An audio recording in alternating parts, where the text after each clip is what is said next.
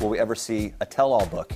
Eventually, that's sort of gosh, sort of like I don't know. maybe it's the autobiography that turns into a tell-all, the real stories, life behind the set, behind the scenes on Glee. I think I would maybe save all that for like an autobiography. Okay. Maybe to have that be like a juicy chapter rather than the whole thing. Is there a lot of juice there?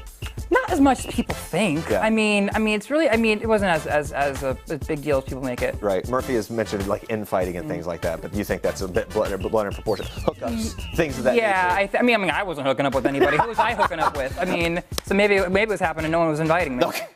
All right, guess we'll never know. Well, the former Glee star and New York Times bestselling author just stopped by the People Now studios. He chatted with Jeremy all about his new book, Stranger Than Fan Fiction, which is currently out now. So check out what he had to say about the new book. Like I was so young when I started on TV myself, and I think it was such an interesting coming-of-age story that I had to write about it. Anyone I've ever met in the industry, I've stolen from their life. Okay, good. Book. Favorite page in the book? There's a chapter called Truth Shaming that I really enjoyed.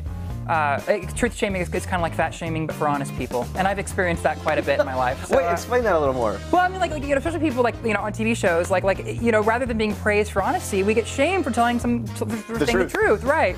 So I thought that would be a funny thing to kind of write about. That is really funny. It's like fat shaming, but it's truth shaming. Yeah, truth shaming. You can't take the truth. You can't handle the truth. And I experienced that a lot in Glee, where they'd be like, "Did you just love that number?" I'm like, "No, we were in water for the whole day. Are you kidding me?"